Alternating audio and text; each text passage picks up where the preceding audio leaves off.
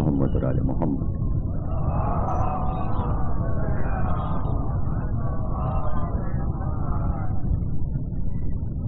عشرہ چیلم کی 7ویں تقریر آپ حضرات سماعت فرما رہے ہیں۔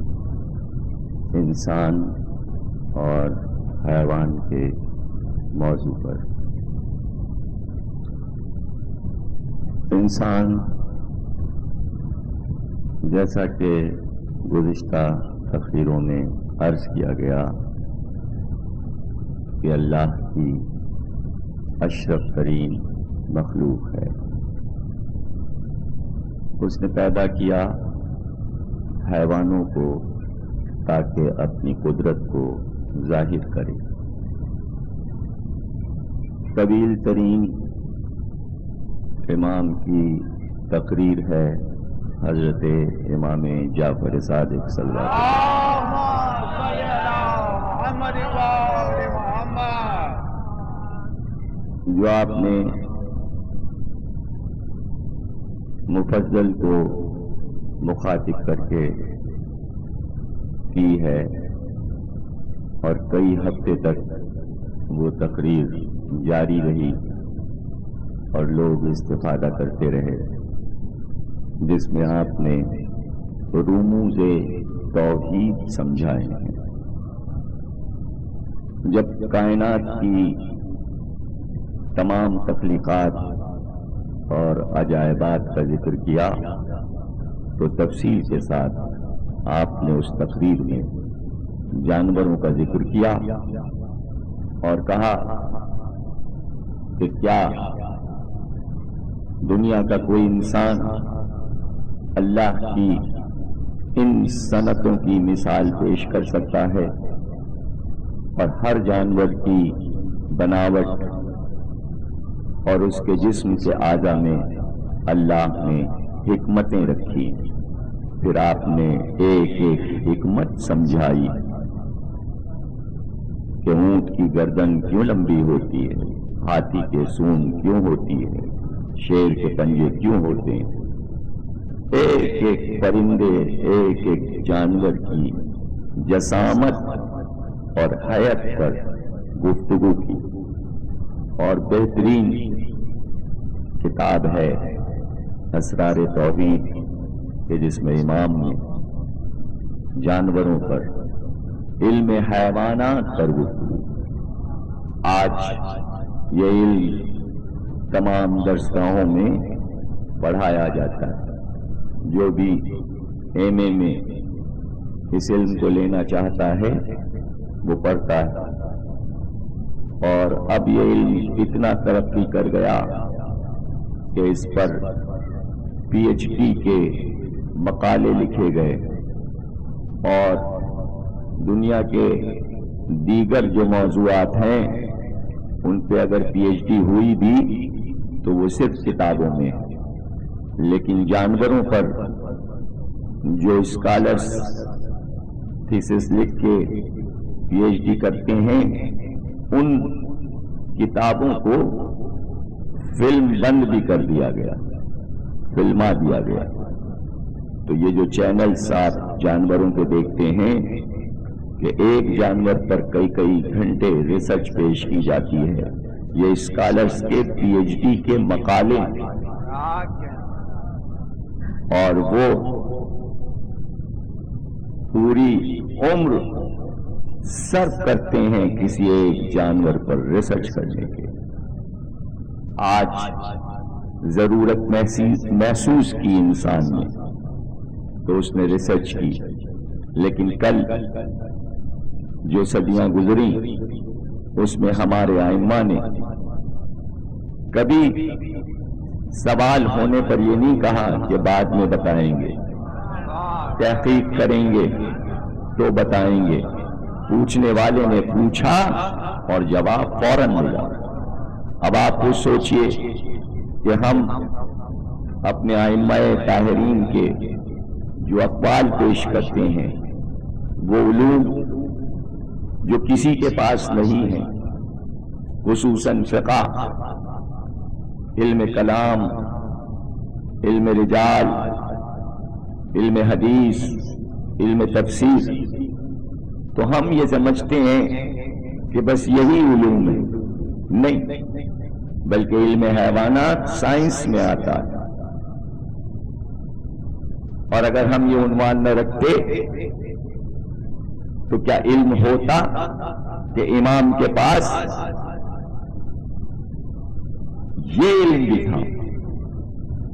آج جب پوری دنیا اس پہ تحقیق کر رہی ہے تو یہ تشنگی رہ جاتی اگر بشر کی زندگی زمانے نے مہلت دی تو آئندہ سالوں میں آئندہ برسوں میں ہو سکتا ہے کہ پورا عشرہ علم نباتات پہ رکھے، درختوں پہ پورا عشرہ رکھے. کتنے طرح کے درخت ہیں، کتنے طریقے کے پھل ہیں، کتنے طریقے کے پھول ہیں، اور علم باٹنی کے بارے میں آئمہ نے کیا کہا. ہو سکتا ہے کہ ہم جمادات پہ عشرہ پڑھیں اور بتائیں کہ دنیا میں پہاڑوں کی حکمت کیا ہے، پہاڑ کیوں بنائے گئے، قرآن میں پہاڑوں کا ذکر کہاں کہاں ہے، پہاڑوں سے کیا فوائد ہیں. وہ تو اپنی جگہ جمے کھڑے ہوئے ہیں، لیکن ان میں راز کیا کیا ہے. پھر دنیا کے مشہور پہاڑوں کے بارے میں بتائیں، دنیا کی زمینوں کے بارے میں بتائیں، زمین کے اندر کیا ہے، مٹی کی خصوصیات بتائیں، ہر مٹی کا رنگ الگ کیوں ہوتا ہے، ہر مٹی کی خوشبو کیوں الگ ہوتی ہے. لیکن ظاہر ہے کہ یہ سب چیزیں سننے کے لیے ذہن کی تطہیر کرنا پڑتی. اب ایسے ہی تو ہم یہ ساری محنتیں نہ کر جائیں گے.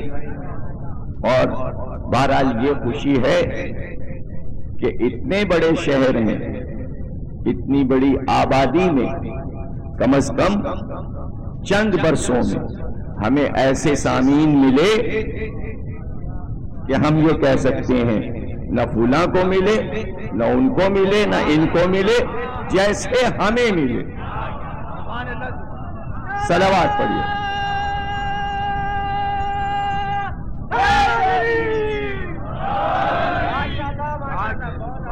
آپ یقین کیجئے بہت مشکل ہے. ابھی ہفتے کو میں نے مجلس پڑھی یہاں کے بعد ریسرچ سینٹر میں. یقین کیجئے کہ ہمارے یہ سارے سامعین 5-7 منٹ کے اندر پورا میدان ماشاءاللہ بھر دیا انہوں نے. اور وہاں جب میں پہنچا ہوں تو 4 آدمی بیٹھے. تو کم از کم یہ اطمینان ہے کہ جو کچھ پیش کیا جائے گا جب کبھی بھی تو یہ ہمارے سامعین کو معلوم ہے کہ نہ تقریر دہرائی جاتی ہے، نہ کسی اور کے نقطے پڑھے جاتے ہیں. جو یہاں پڑھا جاتا ہے یہاں سے نقل ہو کے چلا جائے، لیکن کہیں اور کا مال یہاں نہیں آتا. یہ ہمارے سامعین بہتر جانتے ہیں. ایک تو ہم نے خود اپنا ہی کیسٹ کبھی نہیں سنا، وقت ہی نہیں. ہر سال یہ ہوتا ہے فلاں عشرہ اب کی ضرور سنیں گے، اچھا پڑھ دیا شاید ہم نے. پورا سال گزر جاتا ہے، پھر محرم آ جاتا ہے، نئے عشرے کی تیاریاں شروع ہو جاتی ہیں، پچھلے عشرے ہم نہیں سن پاتے.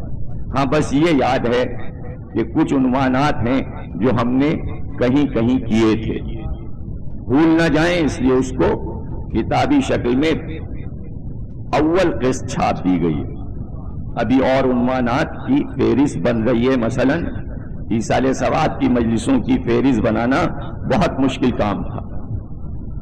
جو خاص خاص عشرے تھے، رمضان کے، محرم کے، اول عشرے، لاہور کے، پنجاب کے، لندن کے، امریکہ کے، جہلم کا یہ عشرہ جو مستقل ماشاءاللہ سے جاری ہیں، اور اللہ اس سلسلے کو اسی طرح بحق محمد اور آل محمد جاری رکھے.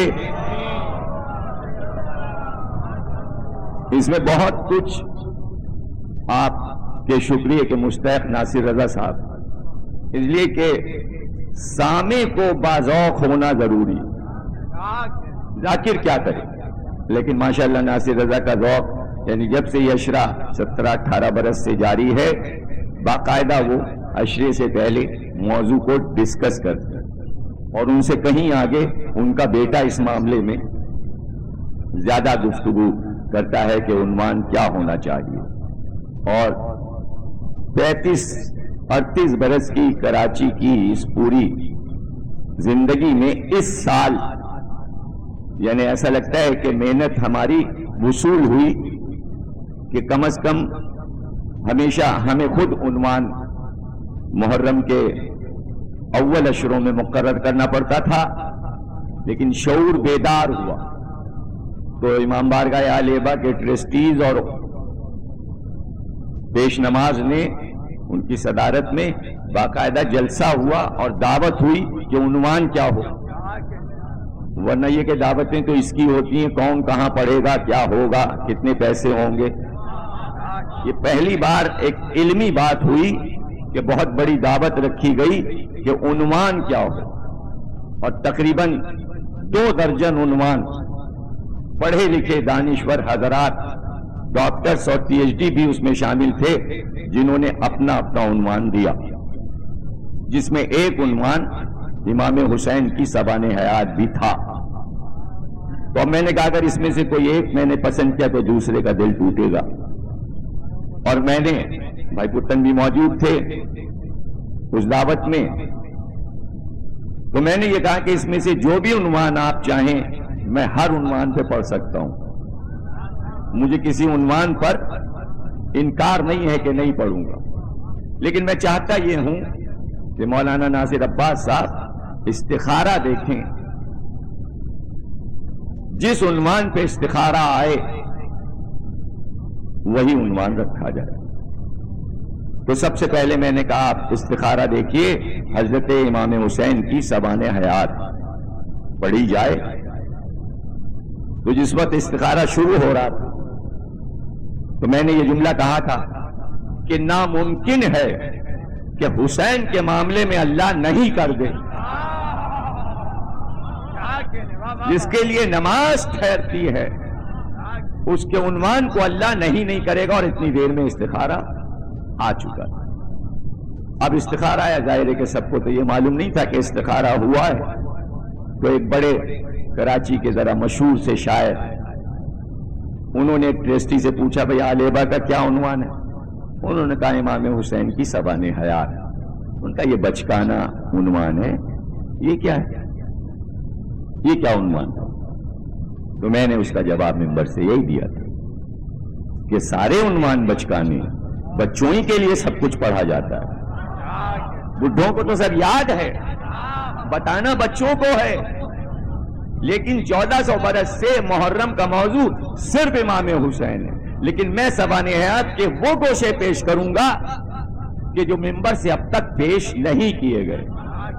عشرے کے کیسٹ موجود ہیں، خود لوگ سن کر فیصلہ کر سکتے ہیں، اور جو موجود تھے انہیں معلوم ہے کہ کیا پیش کیا گیا اور کس طرح حسینیت کو سمجھایا گیا، اور امام حسین کی سبان حیات کا خاکہ ممبر سے کیسے پیش کیا.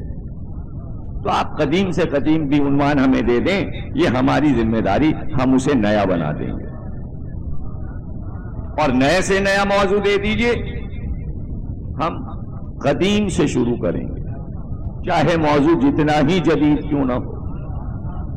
تو یہ چند جملے میں نے عرض کر دیے اپنے عنوان، اپنے موضوع کی اہمیت کے پیش نظر.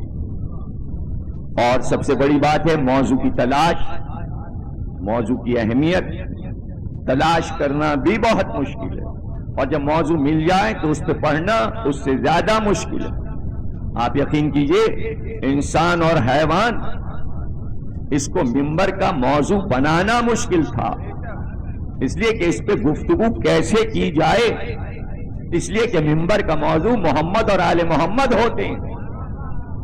موضوع نہیں بدل سکتا منبر کا، صرف عنوان اس لیے رکھا گیا ہے کہ اس عنوان کے ذریعے ہم کیسے فضائل آل محمد تک پہنچیں. عنوان اس لیے نہیں ہے کہ انسان پہ گفتگو ہو رہی ہے یا حیوان پہ گفتگو ہو رہی ہے، انہی حیوانوں پہ گفتگو ہوئی جو ولایت علی کو مانے ہوئے تھے. حدیث معصوم ہے کہ اللہ نے اپنی ہر مخلوق پر ولایت علی کو پیش کیا. جس نے انکار کیا ولایت علی سے، وہ پرندہ اور وہ جانور عتاب میں آیا، اور جس نے بخوشی قبول کر لیا، جمادات، نباتات، نہریں، دریا، سب پہ ولایت علی کو پیش کیا گیا، جنوں پر، ملائکہ پر، ہوا، فضا، آگ، مٹی، ہر شے پہ ولایت علی کو پیش کیا گیا۔ جس پانی نے ولایت علی کو فوراً قبول کیا، اللہ نے اس کو شیرینی سے نواز دیا، جس نے انکار کیا اس کو کھاری پانی قرار دیا۔ یعنی ولایت علی سے نعمتوں کا رشتہ تمام جانوروں میں، چند کو چھوڑ کر سب نے ولایت علی کو فوراً قبول کیا۔ سب سے پہلے جانوروں میں جس نے ولایت علی کو قبول کیا، اس جانور کو کہتے ہیں ہرن، چونکہ سب سے پہلے قبول کیا اس لیے اس کو اللہ نے جانوروں میں سب سے بڑی نعمت عطا کی، وہ نعمت جو کبھی سادات کے پاس کہ اس کو مشک عطا کر دیا، خوشبو عطا کر دی۔ صلوات پڑھیے۔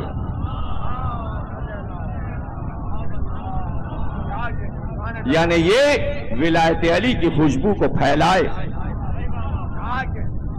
دوسری نعمت ہرن کو یہ دی کہ تمام جانوروں میں سب سے خوبصورت آنکھیں ہرن کی ہو، ہرن کی۔ جب اس نے ولایت علی کو قبول کیا تو اب تحفہ اور نعمت دے کون؟ بھئی آپ دیکھتے ہیں نا، کسی کو ایوارڈ دے رہے ہیں، آپ جلسہ کیا، آپ ایوارڈ بنوا لیا، آپ نے شخصیت بھی ہے، لیکن آپ تلاش کریں گے کس کے ہاتھ سے دلوائیں، کس کے ہاتھ سے یہ انعام دلوایا جائے۔ ہرن نے ولایت علی کو قبول کیا۔ جب آدم زمین پر آئے تو سب سے پہلے حضرت آدم کے پاس جو جانور آیا وہ ہرن تھا۔ جیسے ہی آدم نے قدم سرزمین پہ رکھا، ہرن دوڑتا ہوا آیا اور حضرت آدم کے قریب ٹھہرا۔ تمام جانوروں میں حضرت آدم کے ہاتھ نے کسی جانور کو مس نہیں کیا، حکم نہیں تھا کہ عصمت کے ہاتھ کسی جانور پر جائیں، لیکن ہرن جیسے ہی آیا حضرت آدم نے اس کی پشت پہ ہاتھ پھیرا۔ جیسے ہی ہاتھ پھیرا اس میں مشک کی خوشبو آئی۔ یہ آدم کے ہاتھ، اس لیے کہ ان ہاتھوں میں پنجتن کا نور تھا۔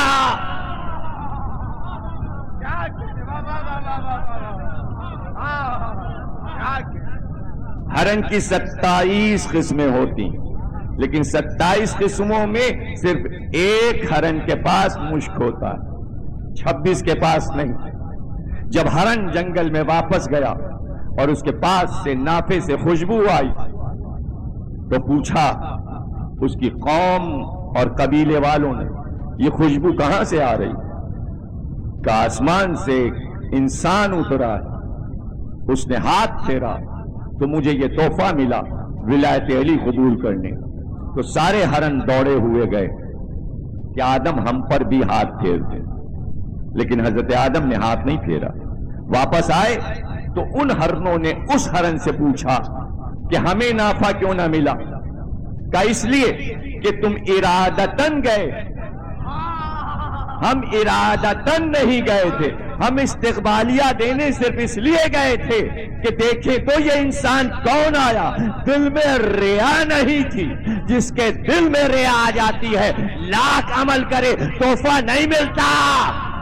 عبادت خالص چاہیے، چاہے اصول دین کی عبادت ہو یا فروع کی عبادت۔ دو نعمتیں ملی، ایک نعمت میں سارے ہرن شریک، مشک ایک کے پاس، لیکن آنکھیں سب کی خوبصورت۔ سب سے معصوم جانور عربی میں اسے کہتے ہیں غزال، غزال ہرن، آپ کی اردو زبان میں ہرن کہتے ہیں، مادہ کو ہرنی کہتے ہیں۔ بچے بھی خوبصورت، جانور بھی خوبصورت، ایک ایک چیز، اس کی بناوٹ، اس کا رنگ، اس کی سفید اور کالی دھاریاں ہلکے ہلکے بسکٹی رنگ پر، سنوبری رنگ پر، ایک دھاری سیاہ ایک سفید، ایک سیاہ ایک سفید، بیچ میں زرد رنگ کی آمیزش، شکم اس کا سفید، باریک باریک سینگ، کتابی چہرہ، آنکھیں ایسی کہ کسی کو دیکھے غزالی نگاہ سے تو آدمی مست ہو جائے، ایسی معصومیت کے ظلم کرنے کو دل نہ چاہے، پتلی کمر، پتلے پتلے پیر، دوڑنے میں تیز رفتار کہ شیر بھی نہ پا سکے اگر بھاگے، حالانکہ شیر بہت تیز رفتار ہے لیکن دوڑا لیتا ہے ہرن شیر کو بھی، بھیڑیا تو تھک کے واپس ہو جاتا ہے، آدھی دور دوڑے گا بھیڑیا پھر واپس ہو جائے گا، اب یہ ہاتھ نہیں آئے گا۔ شیر بہت جست کرتا ہے، شکم کو زمین سے ملا دیتا ہے ہرن کے تعاقب میں، لیکن اگر طے کر لے یہ ہرن کہ ہم تھکا دیں گے تو ہرن بھی شیر کو تھکا دیتا ہے، تھکا دیتا ہے، یعنی رفتار اس کی تیز، نافا اس کا 2.5 انچ کے گھیرے میں، اس کے شکم میں، مشک نکلے تو وزن میں 2 اونس، خالص نافا اس کی غذا کے مطابق زمین سے تعلق، خوشبو زمین سے نکلتی ہے، وہ گھاس میں آتی ہے، وہ اس کے رزق میں شامل ہو کر نافے میں جمع ہوتی ہے۔ زمین زمین کا فرق ہے، لیکن ختن کا ہرن مشہور ہے جو چین کے آس پاس ایک شہر ہے، مشک ختن مشہور ہے، لیکن عراق، نینوا، نجف اور کوفے میں بھی جو ہرن پایا جاتا ہے اس کا مشک بھی لاجواب ہوتا ہے، اور خصوصاً زیادہ تر ہرن نینوا کی سرزمین میں کربلا میں پائے جاتے ہیں، آس پاس کے دیہاتوں کے سارے ہرن آ کر کربلا میں جمع ہوا کرتے اور وہیں سے پھر اپنی اپنی بستیوں کو چرنے کے بعد چلے جایا کرتے، زیادہ تر نجف کی بلندی پہ پائے جاتے، اس لیے ان علاقوں میں شکاری شکار کھیلنے کے لیے آیا کرتے۔ ہرن حجاز، مکے اور مدینے میں بھی پایا جاتا ہے، اور جب کبھی حضور سفر کرتے اور لشکر جاتا اور راستے میں کسی چھوٹے راستے میں کچھ ہرن نظر آ جاتے تو فوراً بلال سے اعلان کرواتے، لشکر کے ایک ایک آدمی سے کہہ دو حملہ نہ کریں، شکار نہ کریں۔ ایک راستے سے سرکار دو عالم گزر رہے تھے، دیکھا ایک ہرنی اپنے بچے کو دودھ پلا رہی ہے، حضور نے سب سے پہلے حکم دیا کہ اس سے پہلے کہ لشکر اس راستے پہ رواں ہو، ایک آدمی جا کر اس ہرنی کے پاس کھڑا ہو جائے اور رک کر یہ اعلان کرتا جائے، اس کو نہ چھیڑنا، اپنے راستے بڑھتے جاؤ، اس کو نہ چھیڑنا، اپنے راستے بڑھتے جاؤ۔ یہ ہے انسان جو حقوق حیوان کی بھی اپنے ذہن میں فکر رکھتا ہے۔ یہ ہے سرکار دو عالم، جہاں سرکار دو عالم حیوان کا اتنا خیال رکھیں گے تو اب آپ سوچئے کہ اولاد میں کتنا اثر آئے۔ اب بات کیا ہے، راز کیا ہے؟ چونکہ قدرت نے اس کی خوبصورت آنکھوں میں بے کسی کو بھر دیا، بلکہ جملہ میں کچھ اور مضبوط بنا دوں، خوبصورت آنکھوں میں اللہ نے بے کسی کے موتی ٹانک دیے۔ انسان کی فطرت میں یہ رکھ دیا کہ اگر نرم مزاج ہے تو وہ مظلوم پسند ہے، مظلومیت سے محبت۔ موضوع کو پا نہیں رہے ہیں آپ، اس لیے بہت محویت سے سن رہے ہیں، موضوع کو پکڑیے۔ آنکھوں میں موتی بھر دیے ہرن کے، اس لیے تشبیہ وہاں سے آئی، اس کی آنکھیں غزالی ہیں۔ حضور کی آنکھوں کے لیے نعتوں میں کہا جاتا ہے حضور کی آنکھیں غزالی تھی، یعنی حسین ترین آنکھوں کی تشبیہ ہرن سے آئی. اب سوچئے کتنا اہم جانور ہے. چہرہ چاند جیسا، آنکھیں غزالی، ہے نا اہم کہ ایک نبی کی آنکھ کی تشبیہ کے لیے بھی ایک حیوان کی آنکھ کی ضرورت ہے. تو اہمان اہم نا حیوان انسان کے لیے. لیکن نازک کمر کسی باڈی بلڈر کی اگر کمر چوڑی ہو جائے اسے باڈی بلڈر نہیں مانتے. اب اگر تشبیہ دیں گے چوڑے سینے والے کی پتلی کمر کی تشبیہ تو شیر سے دیں گے. انسان کے جسم کے اعضاء میں ایک ایک عضو کے لیے اس کی تشبیہ جانور سے آئی ہے. قامت کے لیے، ناک کے لیے، آنکھ کے لیے، کان کے لیے، ہونٹ کے لیے، گردن کے لیے. اور شاعری میں تو خصوصاً ہرن کا بڑا حصہ ہے. کیوں حصہ ہے؟ اس لیے کہ اردو شاعری میں سر فہرست جو صنف ہے اسے کہتے ہیں غزل. لفظ غزل غزال سے بنا ہے. اب میں آپ کو غزل کے معنی بتا رہا ہوں. حالانکہ میں آج سے کئی برس پہلے، تقریباً 10-15 برس پہلے میری کتاب آئی تھی اردو غزل اور کربلا. اس میں یہ بات تحقیق کے ساتھ لکھ چکا ہوں. لیکن جنہوں نے کتاب نہ پڑھی ہو ان کے لیے یہ تحفہ کہ غزل کا نام غزل کیوں رکھا گیا. جب شکاری ہرن کو تیر مارتا ہے، تیر کھا کر جب ہرن بھاگتا ہے اور کچھ دور چل کر خون بہنے سے گر جاتا ہے اور لیٹ جاتا ہے، شکاری آہستہ آہستہ اس کے قریب ہو رہا ہوتا ہے اسے پکڑنے کے لیے. تو اس وقت ہرن کی آنکھ میں، خوبصورت آنکھ میں ایک بے کسی کا عالم ہوتا ہے کہ اب یہ صیاد ہمیں گرفتار کر لے گا. اور وہ اس بے کسی سے یہ پیغام دے رہا ہوتا ہے کیوں کر رہا ہے ہمیں گرفتار. اور وہ بے کسی دبدبائے ہوئے آنسو ہوتے ہیں، چھلکتے نہیں ہیں بلکہ آنکھ میں تیر رہے ہوتے ہیں. اس حالت کو عربی میں غزل کہتے ہیں. اردو صنف میں غزل کو سامنے رکھو تو جو بے کسی اس وقت شکار کھائے ہرن میں ہوتی ہے وہی غزل کے شعر میں ہے. اور غزل میں یہ صفت کربلا نے بھر دی اس لیے غزل کہتے ہیں.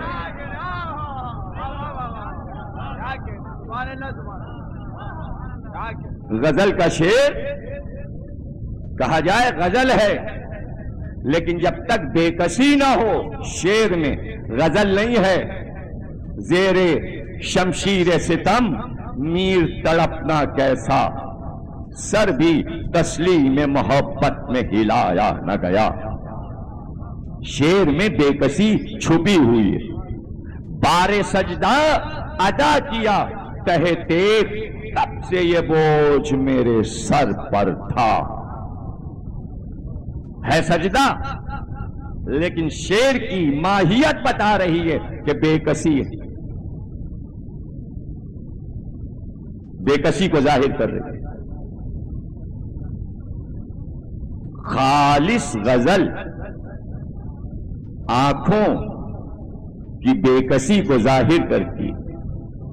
اور اگر شعر خوشی کا بھی ہو تو اس کی غزلیت ظاہر کرتی ہے کہ میں غزل ہوں.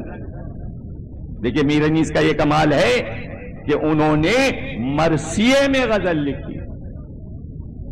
یہ مشکل کام ہے، بہت مشکل کام، اس لیے کہ مرثیہ غم ہی غم ہے، شہادت ہے، دین ہے.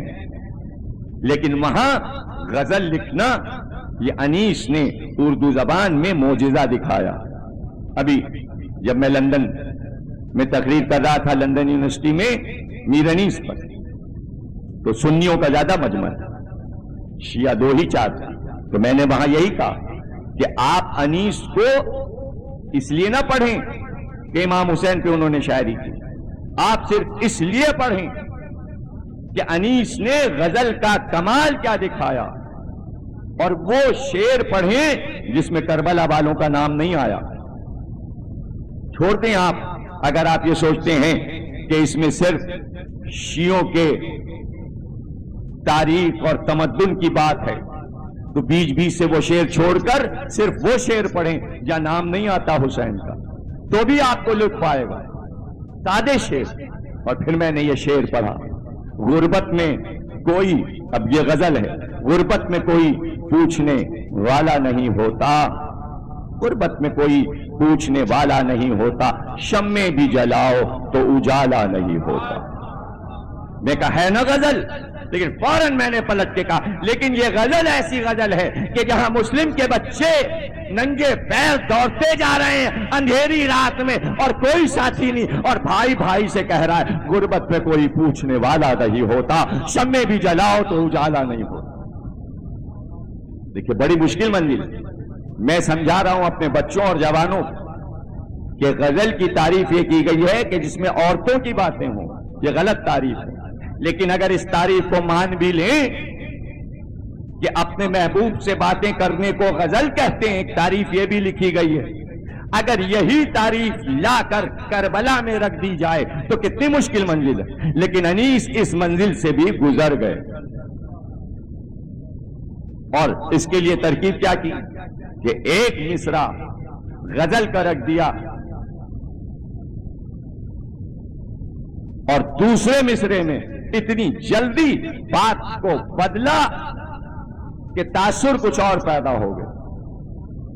اب میں ایک ایسی غزل آپ کو انیس کی سنا رہا ہوں، آج سے 150 برس پہلے حضرت عباس کی قبر پہ سونے اور چاندی کی زری نہیں تھی، اس لیے کہ جب بنتی تھی تو خواب میں خدام کے آگے کہتے کہ آقا اور غلام میں کچھ فرق رہے، اگر حسین کی زری سونے کی ہے تو میری زری سونے کی نہ بنانا، اور ہمیشہ عباس کہتے میری زری لوہے کی بنے۔ 150 برس پہلے قبر عباس پہ جو زری رکھی تھی وہ خالص لوہے کی بنی، لوہے کی زری قبر پہ رکھی ہو اس کی تعریف کرنا کتنا مشکل ہے۔ بھئی سونے چاندی کی تو خوبصورت نزاکت ہوگی، اس کی تعریف ہو جائے گی، لیکن انیس جیسا نازک خیال شاعر لوہے کی کیا تعریف کرے گا؟ لیکن پہلے غزل لکھی، لوہے اور غزل کو ملانا کتنا مشکل ہے، نہیں سمجھ رہے ہیں آپ؟ دنیا کی سخت ترین چیز لوہا ہے، دنیا کی نرم ترین شے ہرن کی آنکھیں اور غزل ہے، دونوں کو ملانا کتنا مشکل ہے۔ یہ ہے اردو زبان کا معجزہ۔ اب دیکھیے دونوں کو کیسے ملایا، غزل کو اور لوہے کو۔ کیسے پڑھ دوں میں، کیسے پڑھوں؟ دل نہیں چاہ رہا پڑھنے کو، اس لیے کہ کچھ لوگوں پہ اعتماد نہیں ہے، جو ہمارے لوگوں کے بیچ بیچ میں بیٹھ جاتے ہیں، جو ہمارے بیچ بیچ میں بیٹھ جاتے ہیں، وہ ہماری مجلس کو ذرا سا توازن کو خراب کرتے ہیں۔ اس لیے کہ اب یہ چیزیں صرف ہمارے سامعین جانتے ہیں، اس لیے کہ رمضان کی 30 سنتے ہیں، اور یہ خطابت کے لیے خطرناک چیزیں ہیں، وہاں تو وہ تلے ہوئے نقطے آتے ہیں۔ آج ہمارے پاس 2 خطیب بیٹھے تھے دوپہر کو، جنہوں نے ابھی مجلس پڑھنا شروع کی، اب جگتے ہیں، تو وہ ہماری بات دہرا رہے تھے۔ سن لیجئے، میں نے ان سے کہا تھا، ان کا کہ بھئی یہ ریپیٹ جو لوگ کرتے ہیں بار بار اپنی تقریر، پھر ان کے ہاں مجمع کیوں ہوتا ہے؟ اور یہ بھی مجمع کہتے ہیں اجی یہ سنی ہوئی ہے، اجی یہ وہاں پڑھی تھی وہی پڑھ دی۔ اب دیکھیے نا، اس میں تو حکمتیں ہیں، اب اس کا جواب کون دے کہ بھئی یہ بھی کہہ رہے ہیں کہ ریپیٹ ہے، سنی ہوئی ہے، دوہرائی تہرائی چورائی گئی ہے، پھر بھی مجمع ہو رہا ہے۔ میں کہا اس کا راز یہ ہے کہ میں ہر مجلس نہیں پڑھتا ہوں تو سب بھینس اور گائے کی طرح سنی نہیں نا، میں اپنے سامعین کو نہیں کہہ رہا ہوں، جب نئے پھنستے ہیں تب یہ ہوتا ہے کہ سب گائے اور بیل اور بکریاں بن جاتے ہیں کان کھڑے کیے، کیا پڑھ رہے ہیں، کوئی غلطی پکڑو، کہاں سے لائے، کس کتاب سے لائے، یہ تو سنا نہیں۔ بھئی ہمارے بزرگ بیٹھے ہیں، دیکھیے شکارپور کے جہاں کے حافظ کفایت حسین صاحب اللہ مقامہ مولانا بشیر صاحب، تو ان سے سنیے، یہ 40-50 برس انہوں نے سنا ہے، سب سے بڑے عالم حافظ کفایت، سب ان کے لیے مشہور ہے، سب سے زیادہ میٹر ان کے پاس، تو یہ کہہ کے اٹھتے ہیں کہ حافظ صاحب کو برسوں سنا، لیکن آج جو سنا وہ کسی سے نہیں سنا۔ میرے لیے یہ گواہیاں کافی ہیں، اور کھول جو بکتے ہیں انہیں بکنے دو، میرے پاس شہادتیں بہت ہیں، سب سے بڑی شہادتیں معصومین کے پاس ہیں، اور یہ بھی شہادتیں ہمارے لیے بہت کافی ہیں۔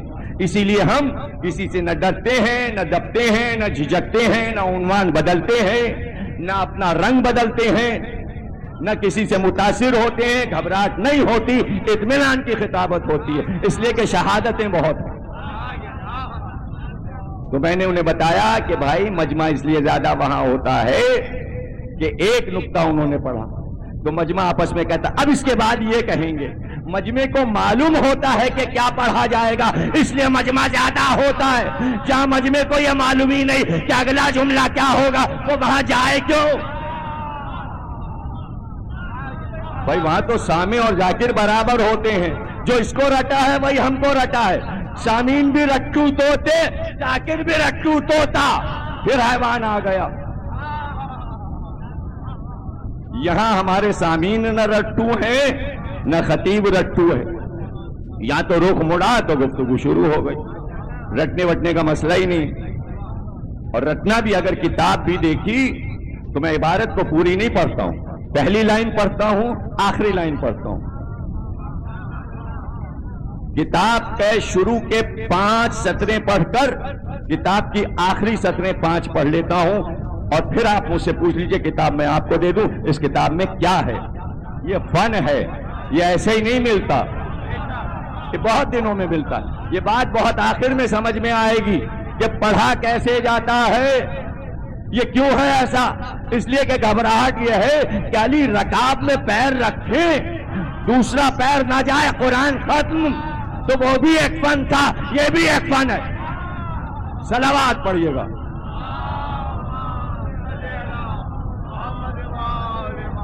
دیکھیں مطالعے پہ لائٹ آ گئی، مطالعہ ایک روشنی ہے، مطالعہ ایک روشنی، آپ نے حاصل کیا روشنی علم کی پھیلائی، مطالعہ کر کے دیکھیں، گہری چیز ہے مطالعہ، توجہ ہے؟ تو وہاں مسئلہ یہ ہے، یہاں کیا مسئلہ ہے؟ یہاں ہے نئی سے نئی ریسرچ، توجہ ہے نا، کتنی مشکل منزل ہے کہ جس کے لیے تمہید کرنا پڑا کہ لوہا اور غزل، نرمی اور سختی ایک جگہ، اور تعریف ہے عباس کی، مقام ہے جلال کا، لفظ ادھر ادھر نہ ہو۔ حسین کی تعریف کرنا آسان ہے، اس لیے کہ عباس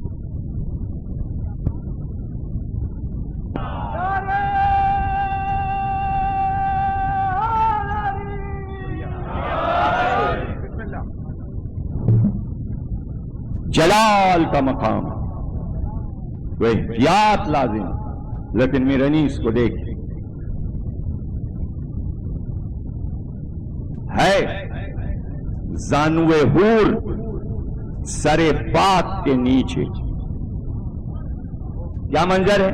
ایک حور بیٹھی ہے، عباس کے سر کو زانو پہ رکھے، عباس لیٹے ہیں، عباس کا سر حور کے زانو پہ ہے نا غزل؟ انکار اس لیے نہیں کہ جنت کی نعمت ہے، سورہ دہر میں کہا گیا ہے حوریں ہم دیں گے، قرآن سے لیا ہے مثل، ہے زانوے حور سرے پاک کے نیچے، سوتا ہے زرا پوش جمع خاک کے نیچے، زرا پوش لوہے کی زری، دیکھیں سپاہی علمدار بھی ہے، لیکن بتانا تھا کہ جنت کی نعمتیں کس طرح عطا ہوئی، کہ جنت کے باغ میں ہے عباس، سوتا ہے زرہ پوش جمع خاک کے نیچے۔ بہت مشکل ہے، عرض کر چکا ہوں، موضوع آ گیا اس لیے پیش کر دوں کہ آنکھ، ہرن کی آنکھ بہت خوبصورت، لیکن میرنیس کہتے ہیں ہوگی حسین کی آنکھوں سے خوبصورت کس کی آنکھ؟ اچھا، جب زندگی ہی اس میں گزاری ہے کہ صرف حسین کی مدح کرنا ہے، تو جس جس شہ کی مدح کریں گے چاہیں گے یہ کہ قلم ٹوٹ جائے۔ زلف کی تعریف ہو تو، پیشانی کی تعریف ہو تو، بینی کی تعریف ہو تو، دہن کی تعریف ہو تو، ایسی ایسی تشبیہیں لائے کہ اس سے پہلے دنیا کی کسی زبان میں تشبیہیں نہیں آئیں۔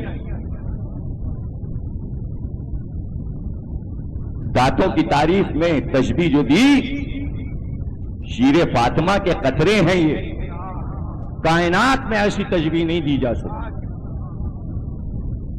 ناک کے لیے کہا ورق زر پہ گلاب کی کلی رکھی ہے، تشبیہیں پرانی تشبیہیں نہیں استعمال کی۔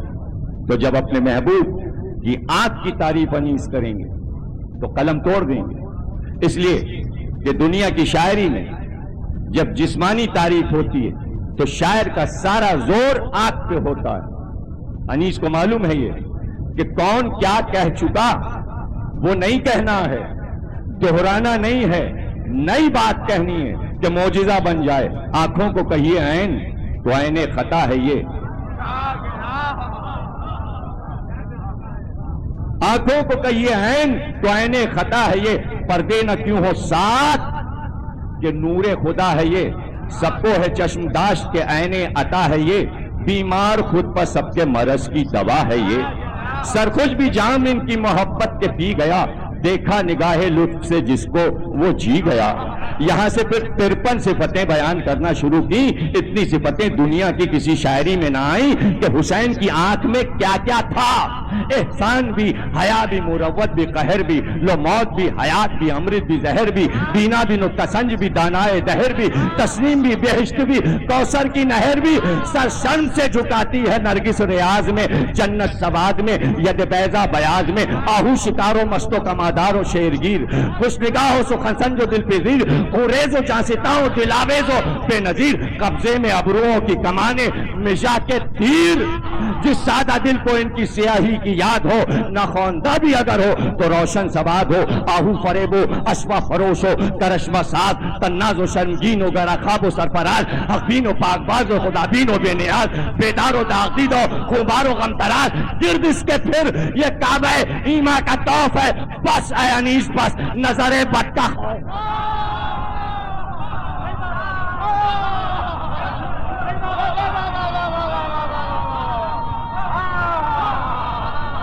بس اے انیس بس، نظر بد کا خوف ہے۔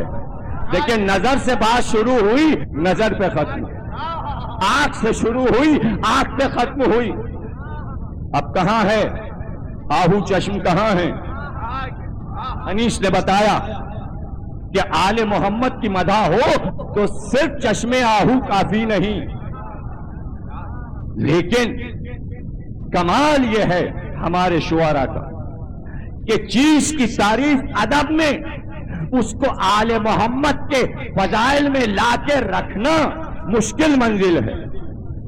آنکھ ہو گئی ہرن کی، آپ سمجھے تھے موضوع بدل گیا، ہرن کی آنکھ سے ہی تو ادب میں، اردو شاعری میں تازگی آئی ہے۔ راز ہے ہرن کی آنکھ میں، اب رہ گیا نافع مشک،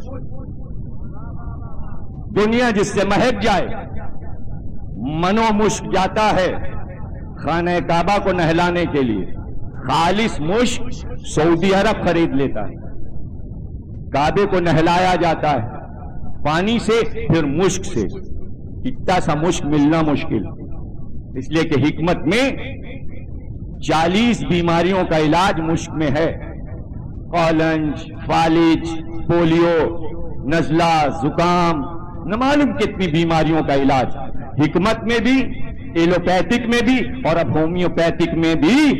ڈاکٹر صاحب بیٹھے ہوئے ہیں، پروفیسر ذلیل صادق صاحب جو ہومیوپیتھک کے بہترین ڈاکٹر ہیں، آپ کو بتائیں گے کہ ہومیوپیتھک میں بھی مشک سے دوا بن چکی ہے، شفا بھی ہے، خوشبو بھی ہے۔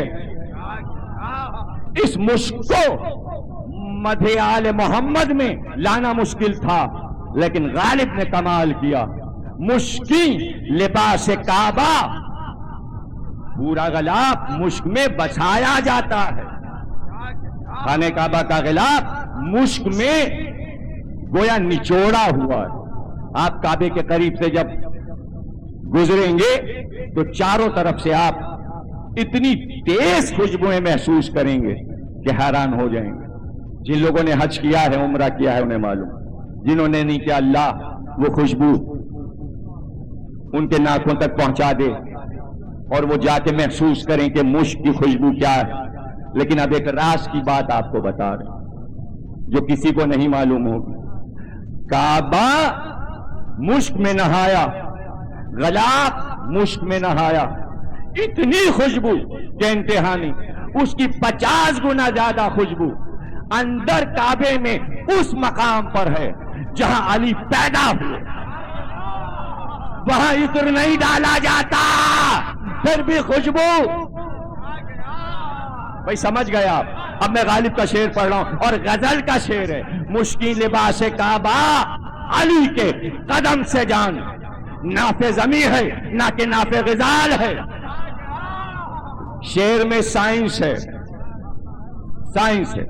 غالب کہہ رہے ہیں کہ ناف ہرن کے جسم کے مرکز میں ہوتی ہے.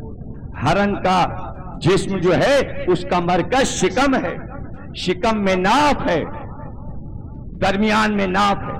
جب وہ نافا مشک سے بھر جاتا ہے تو خوشبو پھوٹنے لگتی. جب خوشبو پھوٹنے لگتی ہے تو ہرن پریشان ہوتا ہے، یہ خوشبو کہاں سے آ رہی ہے؟ تو وہ دائرے کی شکل میں اپنے جسم کے گرد ناچنے لگتا ہے، اپنے ہی مقام پہ گردش میں آ جاتا ہے. خوشبو کہاں سے آ رہی ہے؟ خوشبو کہاں سے آ رہی ہے؟ خوشبو کہاں سے آ رہی ہے؟ تلاش میں، یعنی ناف کی خوشبو پا کر گردش میں دائرے میں ہے. غالب کہہ رہے ہیں کہ زمین کی ناف کعبہ ہے اور اپنے ناف کی خوشبو کو پا کر زمین ہرن کی طرح بھاگ رہی ہے. خوشبو علی کی کہاں سے آ رہی ہے؟ فقہ میں آپ کو ملے گا، کسی علم میں نہیں ملے گا. اس لیے کہ مسئلہ ہے کہ جب احرام باندھ لیا تو شکار نہیں کر سکتے. اور چونکہ مکے کے اطراف کے صحراؤں میں ہرن زیادہ ہوتے، جنگل کا جانور نہیں ہے، صحرا کا ریتیلے میدان کا جانور ہے. اور اس کے عادات اور اطوار، رہن سہن اگر ان کا مطالعہ کیا جائے تو ایک علم کی کتاب بنے گا. جس گھر میں رہتا ہے، جو گھر بناتا ہے، بہت شریف جانور، تو جب اس گھر میں داخل ہوتا ہے تو کبھی سر کی طرف سے نہیں جاتا، دروازے پہ پہنچ کے پشت کی جانب سے اپنے گھر میں بڑھتا ہے. کیوں؟ اس لیے کہ دیکھتا ہے کہ مجھے کوئی اس گھر میں جاتے دیکھ تو نہیں رہا ہے. اگر دیکھ لے گا میرے بچوں کو خطرہ ہو جائے گا. اگر دیکھ لیتا ہے کہ کوئی دیکھ رہا ہے تو گھر میں کبھی نہیں جاتا، گھر کا پتہ نہیں بتاتا کہ شکاری کہیں بچوں کو اٹھا نہ لے جائے. جب اطمینان کر لیتا ہے کوئی دیکھ نہیں رہا تو گھر میں داخل ہوتا ہے. دیکھیں بہت شریف جانور ہے. دفاع میں درندوں کی طرح انسان کو مار نہیں سکتا، اس لیے اپنے دفاع کے لیے یہ سارے انتظام کر رکھے اپنی شرافت نفسی کی وجہ سے. اس لیے منع ہے جب احرام باندھ لو تو ہرن کا شکار نہ کرنا. اور اگر شکار کیا تو کفارے میں یہ دینا پڑے. اگر ایک سینگ بھی توڑ دیا، اگر ہرن کو تیر مار دیا، اگر زخمی کر دیا، سب کا الگ الگ کفارہ ہے. حضرت امام ابو حنیفہ رحمۃ اللہ علیہ آ گئے. امام جعفر صادق السلام نے فرمایا، سوال کیا. فوراً جب بھی وہ آتے تھے تو امام سوال کر لیتے تھے. تو اس دن آئے تو پہلا سوال یہ کیا، یہ بتاؤ احرام باندھنے کے بعد خانہ کعبہ میں اگر کوئی ہرن کے ربائی دانت توڑ دے، ہر جانور کے پاس 4 دانت ہوتے ہیں جگالی کرنے کے لیے، اگر ربائی دانت توڑ دے جس سے وہ جگالی کرتا ہے تو کفارہ کیا ہے؟ فرزند رسول ہم کو نہیں معلوم کہ اس کا کفارہ کیا ہوگا. کیا اس کے کفارے کا سوال ہی نہیں پیدا ہوتا، اس لیے کہ ہرن کے ربائی دانت نہیں ہوتے، 2 دانت ہوتے ہیں، اس لیے ہرن کو سنی کہتے ہیں. کون بتائے گا فقہ میں یہ جعفر صادق کے سوا فقہ کس کی ہے؟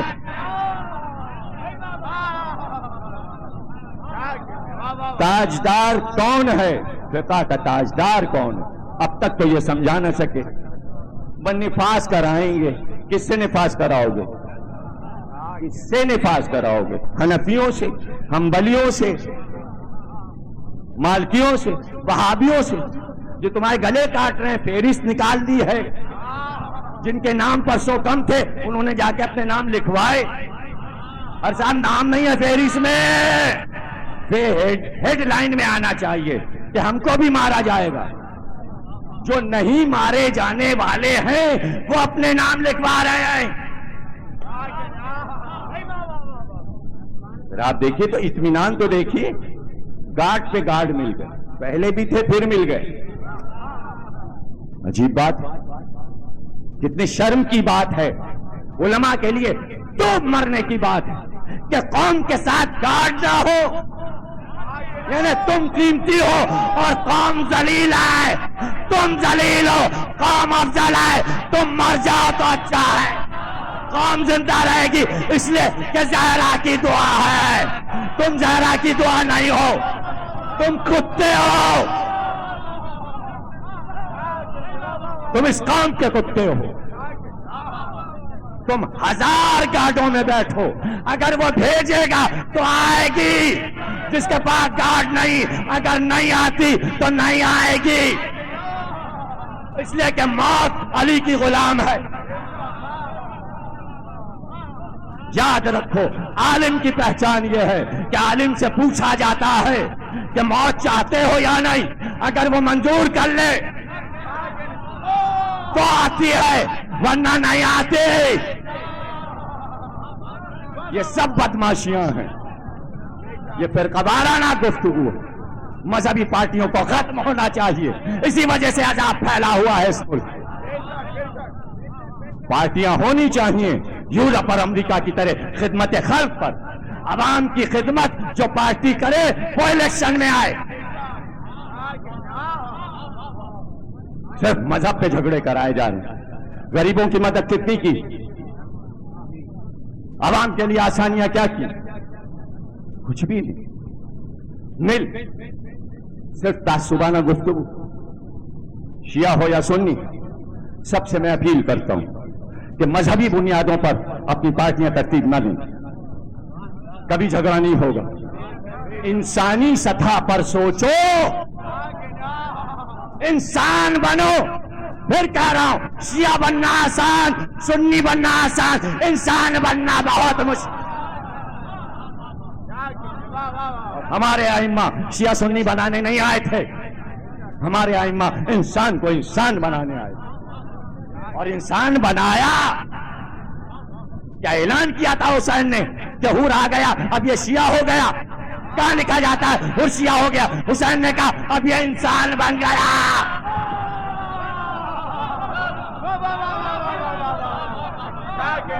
حسین کے ساتھ 72 انسان تھے، یہ نہیں لکھا جاتا شیعہ تھے کہ سنی تھے۔ اس وقت شیعہ سنی نہیں ہوتا تھا، اس وقت فیصلہ یہ ہوتا تھا کہ انسان کون ہے اور درندہ کون ہے، حیوان بھی نہیں۔ عنوان کو سمجھو، برا مانو تو گھر بیٹھو، جو کہنا تھا کہہ دیا، ریکارڈ کروا دیا۔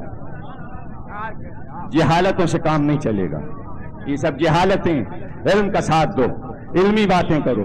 فقہ پہ کوئی کتاب اب تک لکھی نہ گئی، یہ پاس کروائیں گے۔ ڈھونڈتے پھرو، کوئی فقہ کی تاریخ تو ملتی نہیں ہے، کتاب تو لکھتے نہیں، علمی کام کرتے نہیں۔ کارڈ ہو، جلسے کریں، انقلابات برپا کریں اور مجلسیں تباہ کریں۔ گرگے بھیج دیے یا مجلس اکھاڑ دو۔ یہ حرکتیں، حسین کی بزم اکھاڑو گے تمہاری بزم جمے گی؟ تم محفل جما سکو گے؟ تمہیں عزت ملے گی؟ کہاں ہے عزت؟ لڑکے چھیڑتے ہیں، پکڑ لیتے ہیں، کیسے فتویٰ دے دیا کہ زنجیر کا ماتم حرام ہے؟ فقہ یہ نہیں ہے، زنجیر کا ماتم فقہ کا موضوع نہیں ہے، یہ ادبی موضوع ہے۔ یہ ثقافتی موضوع ہے، یہ محبت کا موضوع ہے، یہ عشق کا موضوع ہے. فقہ اور ہے، عشق حسین اور ہے.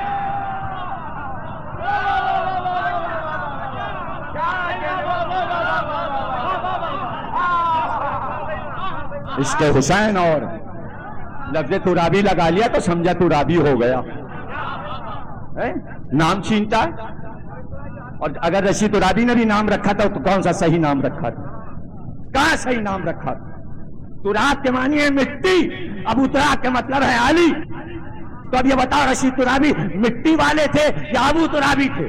نام ہی غلط تھا. جو بھی لے گا غلط لے رہا ہے نام. رشید ابو ترابی ہونا چاہیے تھا. ترابی کیا خالی؟ ترابی کی عزت ابو تراب کی وجہ سے ہے. ابو کی وجہ سے تراب کو عزت ملی. خالی مٹی کیا، خالی مٹی کیا. علم نہ ہو تو ہم کیا کریں؟ انہوں نے پتہ نہیں کیا سوچا تھا، کیوں اپنے کو خاکسار کہا تھا. حالانکہ کہنا چاہیے امام باڑہ تراب نام ہے یا ابو تراب؟ کیا نام ہے اس امام باڑے کا؟ تو امام بارگاہ تراب کیوں نہ رکھا؟ امام بارگاہ تراب کیوں نہ رکھا؟ تراب مٹی ہے، ابو تراب علی. جو مٹی ہے وہ ساری زندگی مٹی رہے. مٹی کا ڈھیر علم کا مرکز نہیں بن سکتا، نہیں بن سکتا. ایک وہاں آزاد کشمیر میں بھی وہ بھی ترابی لکھتے. ارے بھائی اپنی سوچ اور فکر بھی تو ہو. کسی نے کوئی لفظ دیا تو اس میں اس کا راز اس کو معلوم ہے، ہر ایک کو نہیں معلوم. تراب یار خان تھے حیدرآباد دکن میں، ان کے مداح تھے ترابی صاحب. انہوں نے اپنا کتب خانہ دیا تھا تو وہ ترابی لکھنے لگے.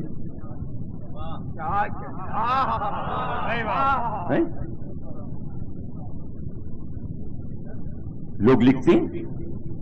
کوئی امیر مینائی کا شاگرد ہے، کوئی جگر کا شاگرد، کوئی احسان امروی کا شاگرد. بہت سے کراچی میں جمال احسانی. احسانی کیوں لگایا؟ اس لیے کہ احسان کے شاگرد. تو ترابی صاحب نے ترابی لگایا اپنے استاد کی وجہ. آپ کہیں کے لیے لگا رہے ہیں؟ آپ کیا سوچ کے لگا رہے ہیں؟ آپ لکھیے تو نجفی لکھیے، ٹھیک ہے. ابو تراب سے ابو ترابی لکھیے، شہرت مل جائے.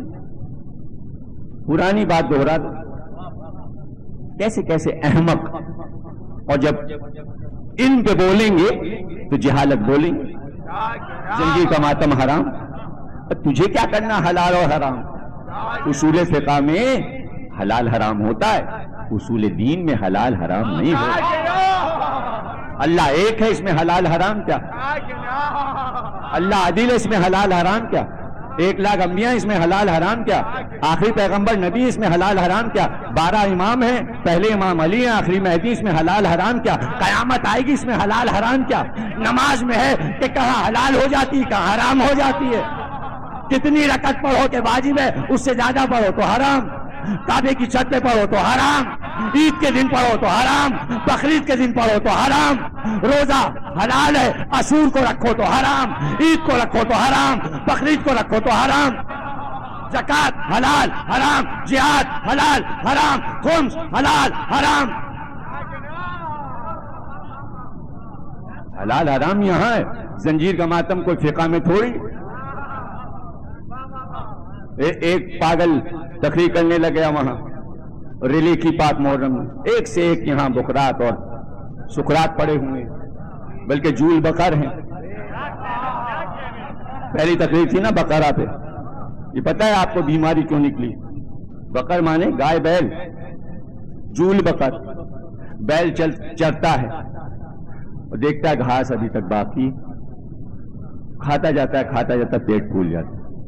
یہ بیماری سارے بیلوں کو نہیں ہوتی. اگر ہو جائے تو وہ رات بھر بس یہی سوچتا رہتا ہے کل کیا کھاؤں گا، ابھی تو میدان پورا باقی ہے، کیسے کھاؤں گا. پھر کھاتا ہے، پیٹ بھرتا نہیں، کھایا جاتا ہے، پیٹ بھرتا نہیں. پورے تاریخ اسلام میں حضور نے فرمایا ایک تو یہ بیماری ہوگی اور اسی میں مرے گا. یہ جول بقر میں مرے گا، یہ جول بقر میں مرے گا۔ جنہیں جول بقر کی بیماریاں ہیں کہ پیٹ بھرے جا رہے ہیں اور نہیں بھرتا، ان کا علم سے کیا تعلق؟ حضرت علی فرماتے ہیں کہ جب کسی بندے کو اللہ پسند کر لیتا ہے تو وہ کم بولتا ہے، کم کھاتا ہے، کم سوتا ہے۔ جسے علم دینے کا ارادہ کرتا ہے تو وہاں تین چیزیں اللہ تلاش کرتا ہے کہ وہ بندہ کم کھاتا ہو، کم سوتا ہو، کم بولتا ہو تو علم ملتا ہے۔ جو زیادہ کھاتے ہیں انہیں علم کیسے ملے گا؟ اور صرف کھاتے نہیں ہیں، جول بقر سے بھی بڑی ایک بیماری ہے۔ سید محمد دہلوی خطیب اعظم علی اللہ مقامہ سے کسی نے پوچھا یہ مولوی اتنا کھاتے کیوں ہیں؟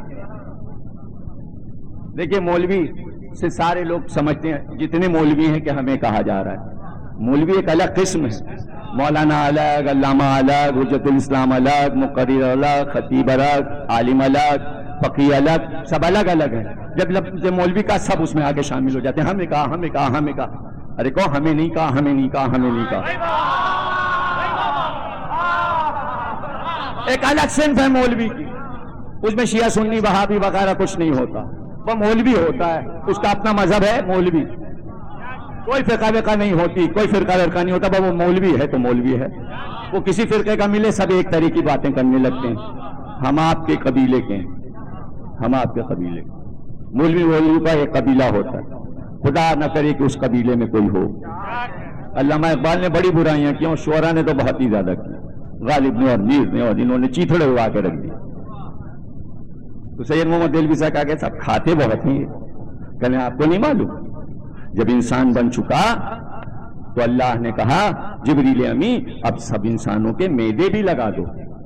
معدوں کا اسٹاک رکھا تھا، ملائکہ آئے جبریل کے حکم سے سارے جسموں میں معدے فٹ کرنے لگے، سارے انسانوں کے معدے چھوٹے چھوٹے بنا کے لگے، جیسا جسم تھا ویسا معدہ بنا دیا، بنا کے لگا دیا۔ اللہ نے کہا جبریل معدے پورے ہو گئے؟ کہا معدے تو پورے ہو گئے، انسان بچ گئے، معدے ختم ہو گئے۔ کہا کتنے بچے؟ کا ایک پلٹن بچی ہے۔ کہا تو اب معدے نئے نہیں بن سکتے، جتنے ڈھلنے تھے ڈھل چکے۔ کہا پھر پروردگار کیا کریں؟ کیا بغیر معدوں کے انہیں بھیج دیں؟ کہا یہ معدے بھر کے جن بوریوں میں آئے تھے وہ بوریاں رکھی ہیں؟ کہاں وہ بوریاں رکھی؟ کہا ان کے معدے نہیں بوریاں لگا دو۔ جن کے بوریاں لگی وہ سب مولوی ہیں، بوریاں بھرتا ہی نہیں۔ تو آپ پہچان لیجئے گا مولوی دو طرح کے ہوتے ہیں، جو بوریا نشین مولوی ہو وہ سچا ہے، جس کے پیٹ میں بوریا ہو وہ نہ۔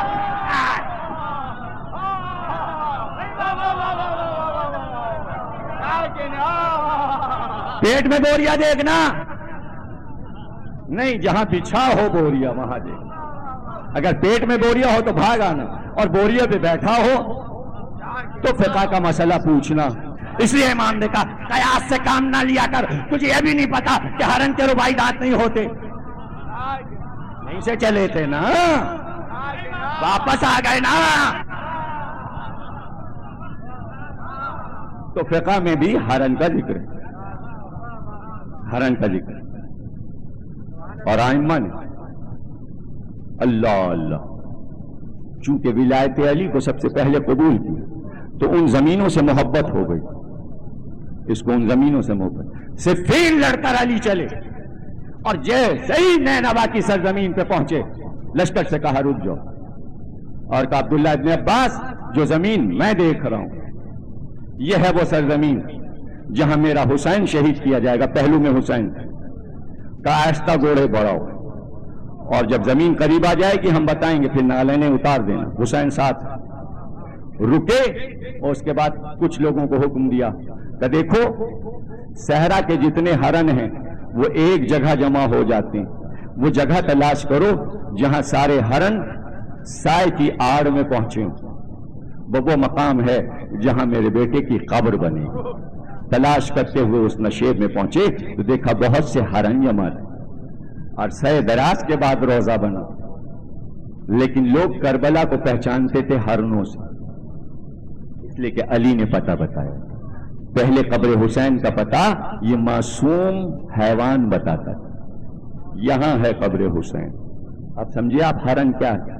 ہرن کی قیمت دو عالم میں جو قدرت نے رکھی، کسی کو نہیں معلوم تھا علی کی قبر کہاں ہے، اس لیے کہ اولاد کو بتا دیا تھا کہ قبر چھپا دینا، بنی امیہ قبر کو اکھاڑیں گے، بے ادبی کریں گے۔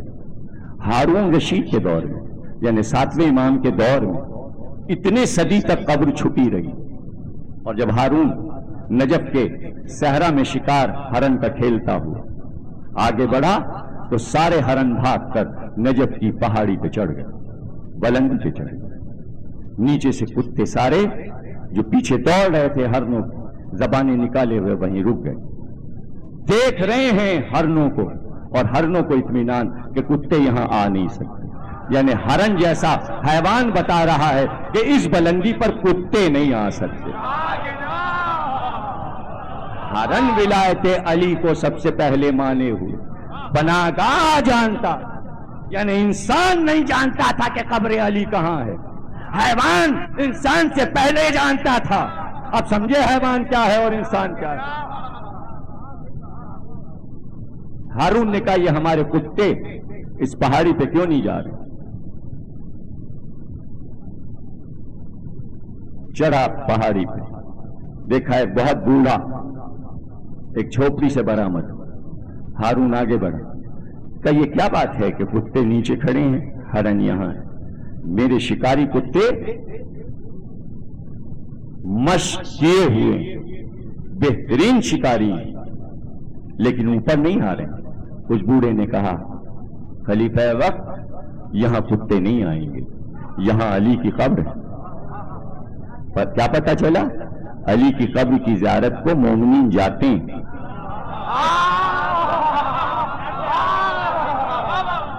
جانا تو سب کا چاہیے، علی تو سب کے ہیں، سننے میں نہیں آتا کبھی۔ وہ ذرا سپرا یہ وہ کبھی تو خبر آئے جنت البقیع میں قبر ڈھونڈ رہے ہیں یزید کے باپ کی، قبر شام میں۔ ارے آپ دیکھیے دھوکے بازی تو دیکھیے، دن دہاڑے جہالت کی کوئی تھا ہے؟ جنگ اخبار پہلے صفحے پہ لکھ رہا فاروق لغاری جنت البقیع میں جول بکر کی قبر پہ گئے، حالانکہ جول بکر کہاں ہے؟ دمشق میں، اور جیسی قبر ہے وہاں بھی کتے بیٹھے رہتے ہیں، اور کتوں کے پاس کتا ہی تو بیٹھے گا، وہ کہاں جائے گا؟ وہ اپنی صحبت تلاش کرے گا۔ باتیں ہیں، مقبرہ بنوا دو نا، اپنے محل بنوانے والوں ان کا مقبرہ بنوا دو، ہم نے اپنے والوں کے بنوائے ہیں، بن ہی نہیں سکتا، قدرت نے طاقت ہی نہیں دی ہے۔ ہر سرزمین پہ حسین کا روضہ ہے۔ تمہیں بڑی یزید سے محبت ہے، کراچی میں قبر یزید بنا لو، اس کی زیارت کیا کرو، تاکہ پتہ تو چلے تم بھی قبر پرست ہو۔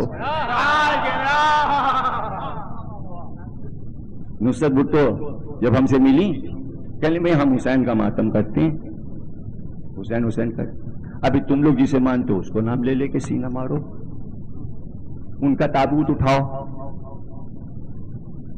تو اگر سب تابوت اٹھانے لگیں بجائے بابری مسجد کے ماتم کے، بابر کا تابوت نکالو،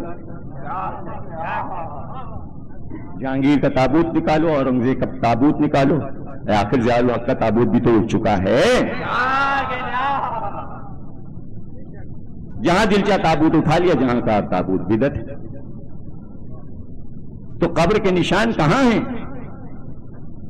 لاکھوں کروڑوں بادشاہ گزرے، دولت کی کمی نہیں تھی، بنوا دیتا نا کوئی مامون کی قبر، مروان کی قبر، معتصم کی، معتزز کی، معتمد کی، عبد الملک کی، نشانی نہیں تو روزے کہاں بنیں گے؟ ایک قبر رہ گئی، ہارون رشید، کسی بنی امیہ کسی بنی عباس کی قبر کا نشان نہیں ہے، ہارون کی قبر کا بھی نشان نہیں ہے، بس یہ پتا ہے امام رضا علیہ السلام کے پیروں کی طرف جو دروازہ ہے وہاں پہ ہارون کی قبر ہے، کہاں ہے؟ یہی ہے، یعنی امام کے پیروں کی طرف قبر ہے. یہ نشاندہی بھی کیوں ہو گئی؟ یعنی کسی کی نہیں ہے، کسی کی نہیں ہے، یعنی کوئی اتنا بھی بتانے والا نہیں ہے کہ یہاں نشان ہوگا، لیکن یہاں انگلی کا اشارہ کافی ہے، یہاں ہے. تو یہ اشارہ کیوں ہے؟ اس لیے کہ جب پہاڑی پہ پہنچا اور بوڑھے نے کہا یہاں قبر علی ہے، تو کہا 4 دیواری بنا دو. سب سے پہلے علی کی قبر پہ جو 4 دیواری بنائی وہ ہارون رشید نے. تو اللہ نے کہا تو نے یہ نیکی کی، علی کے ساتھ صلہ یہ ہے سب کی قبریں مٹ جائیں، تیری طرف اشارہ ہو جائے، یہاں ہے ہارون کی قبر. بہت ہے یہ انعام دشمن علی کو، اتنا انعام صرف 4 دیواری بنانے سے. ہرنوں نے پتہ بتایا یہاں ہے علی کی قبر. لیجئے تقریر تمام ہوئی. مشکل موضوع تھا ہرن پہ کیا تقریر ہوگی، ابھی تو تمیز تھی. تقریر کے آخری حصے یہ ہیں جس سے آپ کو اندازہ ہوگا کہ محنت کیوں کی گئی. کھیلتے ہوئے حسن مسجد میں گئے، اسی وقت ایک صیاد آیا تھا چھوٹا سا ہرن کا بچہ لیے ہوئے تحفے میں. جیسے ہی حسن آئے بچہ نبی نے لے کر حسن کو دے دیا، چلو حسن کھیلو. یہ تحفے میں لایا ہے. بچے کو لیے ہوئے کھیلتے ہوئے گھر میں آئے. حسین نے دیکھا کہ بھیا کس نے دیا یہ ہرن کا بچہ؟ کا نانا نے. سیدھے گھر سے نکلے مسجد میں آئے، نانا کے پاس آئے، کہ بھیا حسن کو آپ نے ہرنی کا بچہ دیا؟ ہم کو تو نہیں دیا. نبی چپ. ان قریب تھا کہ جو آنسو آنکھ میں بھر رہے تھے وہ ٹپک جائے، اس لیے کہ نانا کی خاموشی دیکھ کر حسین پھر کچھ بولے نہیں ادب سے، بس اتنا کہا بھیا حسن کو آپ نے ہرنی کا بچہ دیا. چند لمحے گزرے تھے کہ مسجد کے دروازے پہ ایک ہرنی دوڑتی ہوئی اپنے ایک بچے کو لیے ہوئے اور فصیح عربی میں پکار کر کہا یا رسول اللہ، صحرا میں میرا ایک بچہ پکڑا گیا، میں جلدی میں تھی کہ اس بچے کو بچا لوں اور اپنے گھر کی طرف جا رہی تھی کہ ملک نے مجھے آواز دی رخ بدل، اور اتنی تیز پہنچ مسجد نبوی میں کہ حسین کی آنکھ سے آنسو نہ ٹپکے اور یہ دوسرا بچہ پیش. یہ میں حسین کے لیے لائی ہوں اپنا دوسرا بچہ. کہ حسین لو ہرنی خود آ گئی اپنا.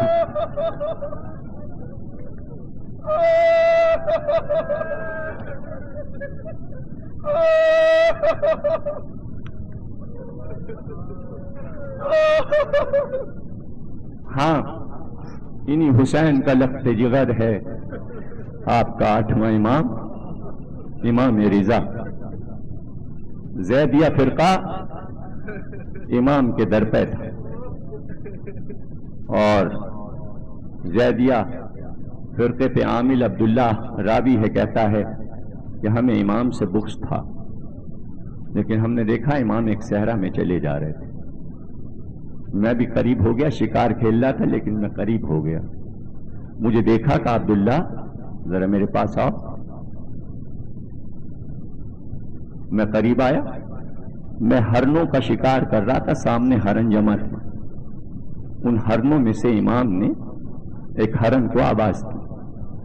عبداللہ کہتا ہے ایسی زبان بولے کہ جو میرے سمجھ میں نہ آئی، میں وہ لفظ سمجھ نہ سکا، لیکن اس آواز پہ ہرن دوڑتا ہوا امام کے قریب آیا اور اپنی پیشانی کو امام کی قبا سے رگڑنے لگا. امام نے کچھ اور کہا اس سے، غلام کو اشارہ کیا کہ اسے گود میں اٹھا لو. غلام کے قریب خود ہرن پہنچ گیا، غلام نے اسے گود میں اٹھا لیا. مڑ کر کہا عبداللہ اب بھی ہماری امامت کے تم قائل نہیں ہو؟ راوی کہتا ہے میں نے سر جھکا دیا. میں کہا میں آپ پر ایمان لایا. جیسے ہی میں نے یہ کہا امام نے غلام کو اشارہ کیا کہ ہرن کو چھوڑ دو، اور کچھ اور لفظ کہے، ہرن واپس چلا. تھوڑی دیر گزری تھی کہ پھر تو واپس ہوا اور امام کے قریب آیا اور فصیح عربی میں کہا کہ امام جب آپ نے مجھے آواز دی تھی تو میں خود بھاگتا ہوا آیا. میں خوش ہو گیا تھا کہ آپ میرا گوشت کھائیں گے، لیکن آپ نے دلیل دے کر ایک انسان کو انسان بنا دیا، تو حیوان کی قربانی سے آپ نے انکار کر دیا. اب میں رنجیدہ ہوں، میری آنکھ میں آنسو ہیں، آپ نے میری قربانی کو قبول نہیں کیا، تجا راہ خدا میں تجھے آزاد کیا.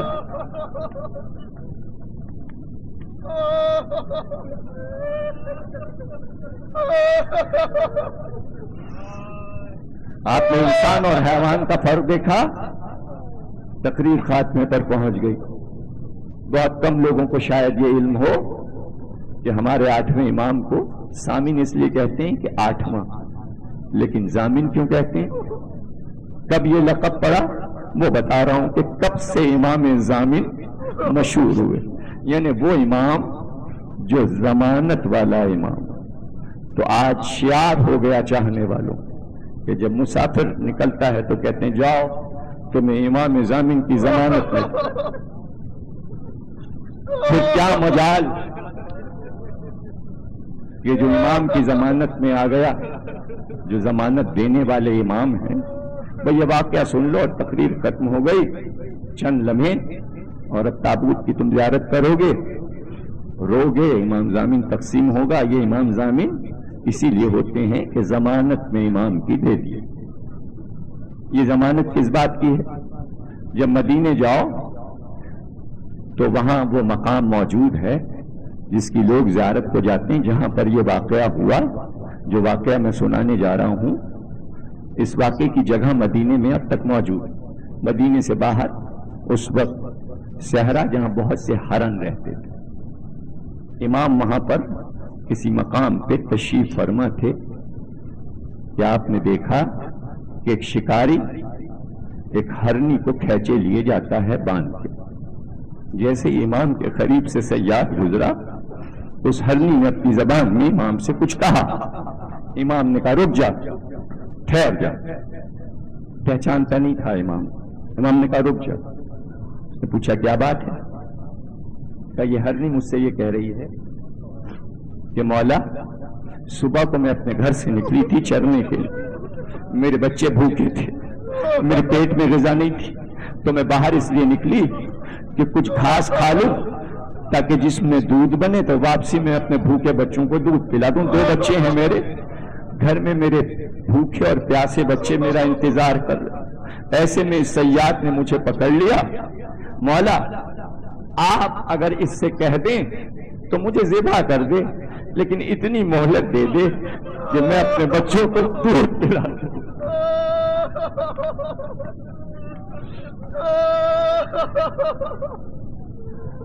امام نے فرمایا، صیاد سے کہا اس ہرنی کو چھوڑ دے، میں تجھے ضمانت دیتا ہوں کہ یہ اپنے بچوں کو دودھ پلا کر واپس آ جائے گی. میں ضمانت دیتا ہوں، میں موجود ہوں. اگر ہرنی نہ آئے تو مجھے لے چلنا، مجھے بازار میں بیچ دینا. حیران ہو گیا، وہ کیسا انسان ہے یہ؟ ایک حیوان کے لیے یہ انسان ضمانت دے رہا، کیسا انسان ہے یہ؟ لیکن جانے کیا نرمی تھی. کہا کہ کہیں حیوان بھی واپس آیا ہے، یہ صحرا میں بھاگ جائے گی، واپس نہیں آئے گی. کہ نہیں، میں کہتا ہوں واپس آئے گی، تو چھوڑ دے اس کی رسی کو، چھوڑ، میں کہتا ہوں. اس نے گھبرا کے رسی چھوڑ دی، ہرنی دوڑتی ہوئی چلی. امام وہیں بیٹھے رہے. کہ میں بیٹھا ہوں جب تک ہرنی واپس نہیں آئے گی. یہ ضمانت دی ہے اس لیے ضامن مشہور ہوئے. حیوان کی ضمانت دینے والا کیا اپنے چاہنے والے انسانوں کی ضمانت نہیں دے گا؟ اس لیے لقب ہے امام کا امام ضامن. کافی دیر ہو گئی تو صیاد کہنے لگا دیکھا کہیں حیوان بھی واپس آتا ہے، جا کر کہیں واپس آتا ہے. اب نہیں آئے گی ہرنی. کہ نہیں آئے گی، ہمیں یقین ہے آئے گی. جب بہت دیر گزر گئی اور وہ ٹہلنے لگا تو اچانک سامنے سے ہرنی دوڑتی ہوئی نظر آئی، لیکن اکیلی نہیں بلکہ ساتھ میں 2 معصوم بچے بھی اس کے دوڑتے ہوئے چلے آ رہے. دوڑتے ہوئے آتے امام کے پاس رکی اور آتے کا امام صیاد تو مجھے لے جائے گا لیکن میرے بچوں کو آپ لے جائیں، ان دونوں معصوم بچوں کو آپ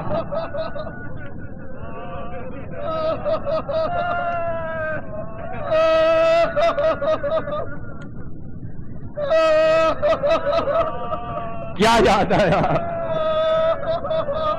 کہاں سے معصوم بچے یاد؟ کون سی مائیں یاد آئیں؟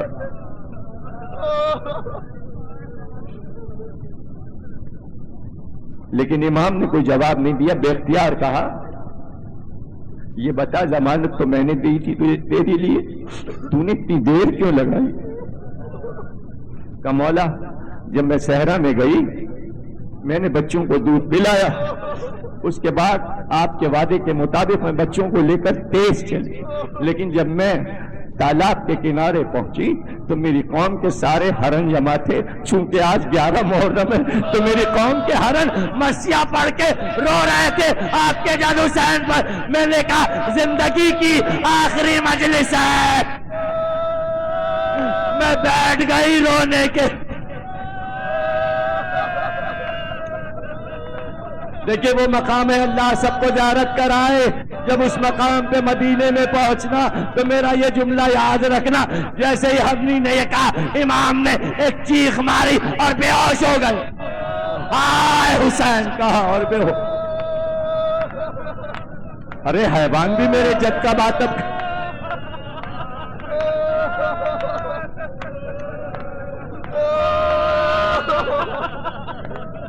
کیا اچھی مجلس ہے، اللہ آپ کو نظر بد سے بچائے،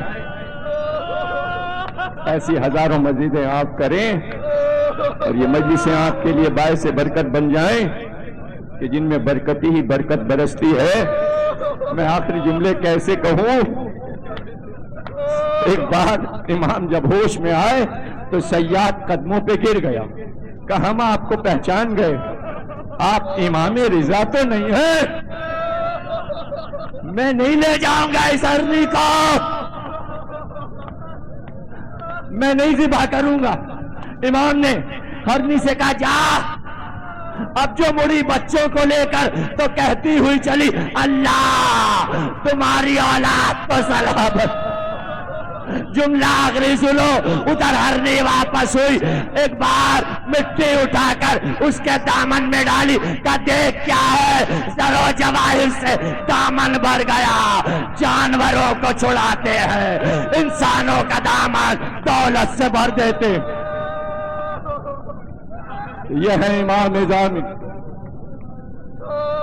لیکن جب واقعہ یاد کرتے تو اصحاب سے کہتے ارے رو، اس لیے کہ حیوان بھی حسین کا ماتم کرتے، اور عالم یہ ہوتا کہ جب مجلس میں بیٹھتے اور مصائب شروع ہوتے تو تمہارا 8واں امام جو رونا شروع کرتا تو غلام بازو پکڑ لیتے، کئی بار غش آتا،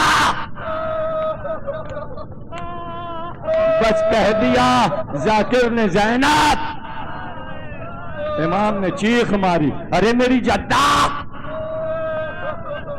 زینب، حسین۔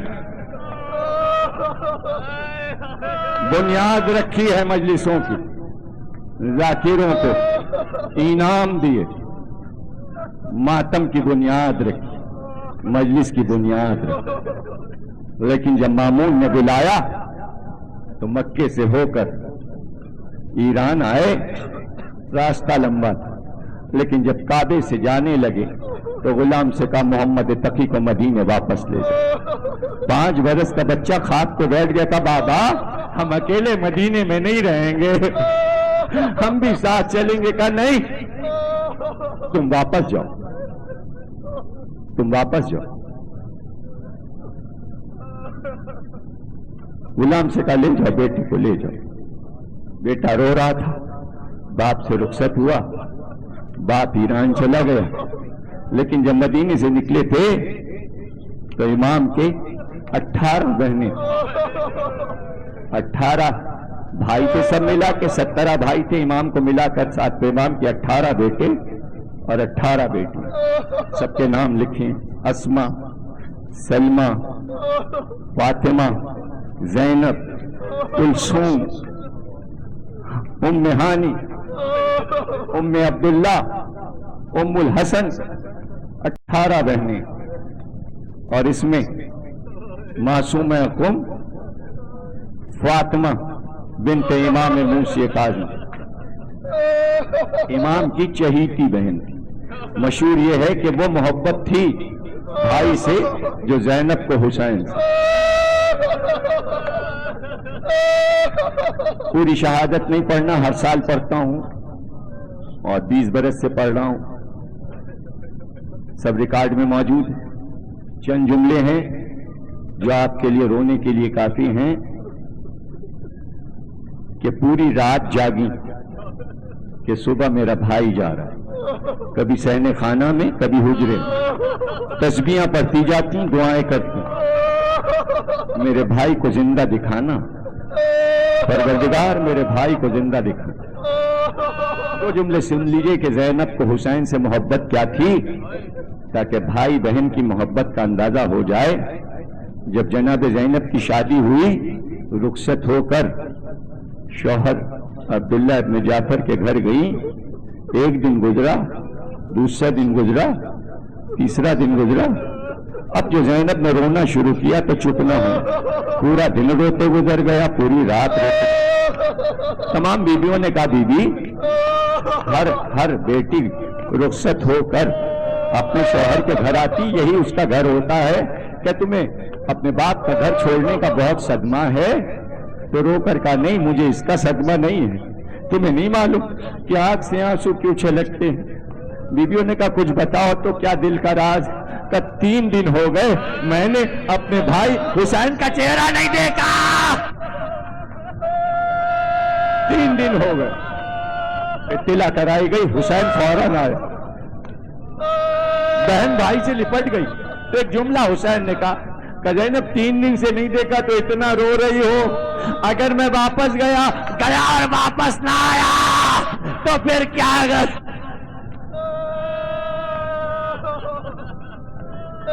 بھیا کہ زینب کی تقدیر میں ایسا بھی لکھا ہے کہ بھائی بچھڑ کر نہیں ملے گا، کہ صبر کرو زینب، عادت ڈالو زینب۔ ہو گئی تقریر، بہن بھائی سے جدا ہوئی،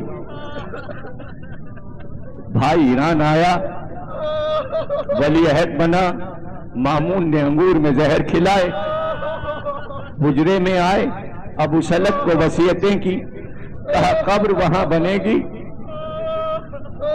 میرا بیٹا آئے گا، نماز جنازہ پڑھائے گا۔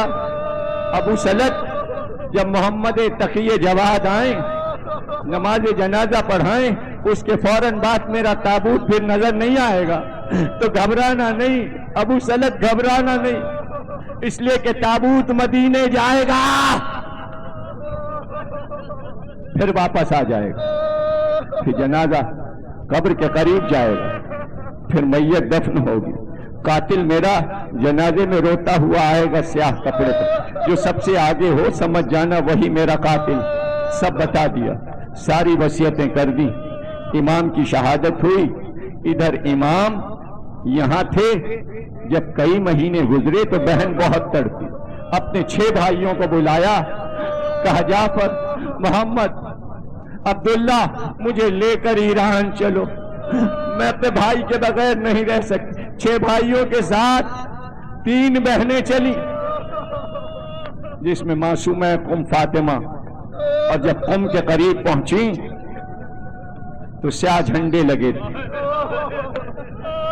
قم کے امیر نے کہا شہزادی آ رہی، چاروں طرف خیمے لگوا کر اپنے گھر کی عورتوں کو بھیجا کہ جب تک آرام سے مسند پہ بیٹھ نہ جائیں فوراً نہ بتانا کہ بھائی مر گیا، کسی کو ایک دم سے خبر نہیں سناتے، آہستہ آہستہ صبر کی تلقین کرنا۔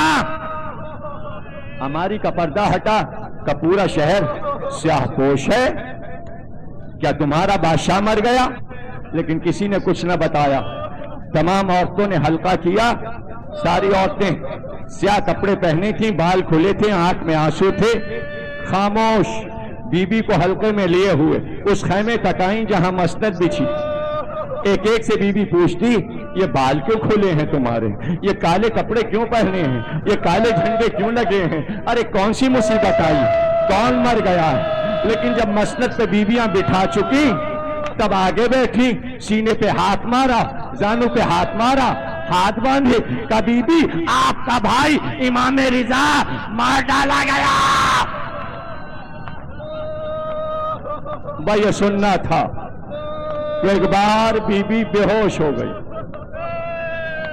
بھائی کی شہادت کی خبر سن کر بے ہوش ہو گئی۔ اب جو ہوش میں آئیں تو بس یہ کہتی جا میرا بھائی مارا گیا، جسے میں دیکھنے جا رہی تھی وہ بھائی مارا گیا۔ 7 دن بس یہی کہتی رہی میرا بھائی مر گیا۔ 7ویں دن بہن بھی مر گئی۔ آج قوم میں روزہ بنائے، اے بہن بھائی کی شہادت کی خبر۔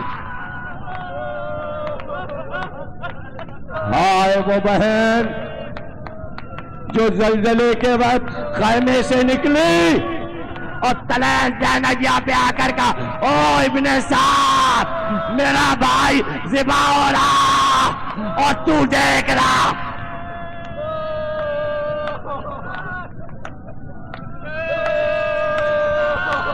ہاں شاہ عجم ہے، تمہارا امام شاہ عرب ہے، زیارت میں پڑھتے ہو شاہ عرب شاہ عجم، سر پہ تاج خدا نے لگایا ہے، خدا کا عطا کیا تاج تمہارے امام کو مرا۔ بہت دھوم تھی، پورے ایران میں ماتم تھا امام۔ جنازہ خیمے کے سامنے رکھا گیا کہ نماز جنازہ ہو، کہ خیمے کا پردہ ہٹا، ایک خوبصورت بچہ جس کی زلفیں ہوا سے اڑ رہی، چاند سا چہرہ سب کے آگے آیا، تکبیر کہی، نماز جنازہ ہوئی۔ جیسے ہی نماز جنازہ ہو چکی کہ نگاہوں سے غبار، تابوت غائب ہو گیا، تابوت غائب ہو گیا۔ اصحاب نے پوچھا جنازہ کہاں ہے؟ کہا جنازہ مدینے میں ہے، اس لیے کہ ساری بہنیں اشتیاق میں ہیں کہ بھائی کا آخری دیدار کریں۔ جب بھائی راج دلارا ہو اور بہنیں چاہنے والی ہو تو قدرت چاہتی ہے کہ بہنیں آخری بار بھائی کو دیکھ لیں۔ ایک بار مدینے میں رسول کے گھر کے صحن میں جنازہ آیا، بہنیں آئی، بال کھول کر ساری بہنیں بھائی کے لاش پہ ارے میرا بھائی، ارے میرا بھائی۔ ایک بار زینب حسین کے لاشے پر ہائے حسین، ہائے حسین۔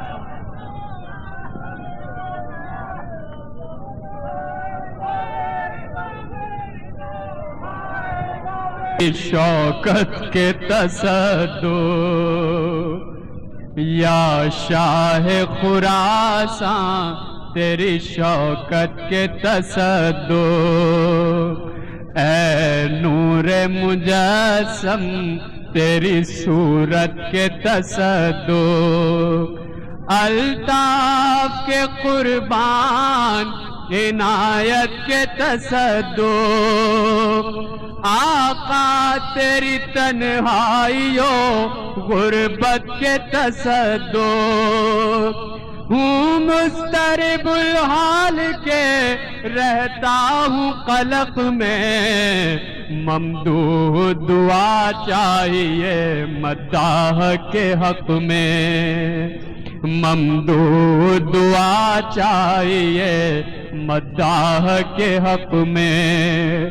لو اہل ہزاروں پریشاں کا سفر ہے حشر بپا شاہ خراساں کا سفر ہے، اے ماتمیوں مالک ایمان کا سفر ہے، ویرا ہے مدینہ شہ ذیشاں کا سفر ہے کچھ گرفتار بلا ہوتے ہیں آقا، آج اپنے محبوں سے جدا ہوتے ہیں آقا، آج اپنے محبوں سے ہیں آقا، آج اپنے محبوں سے جدا ہو، ہاں بہر امام دو جہاں خاک اڑاؤ، آنکھوں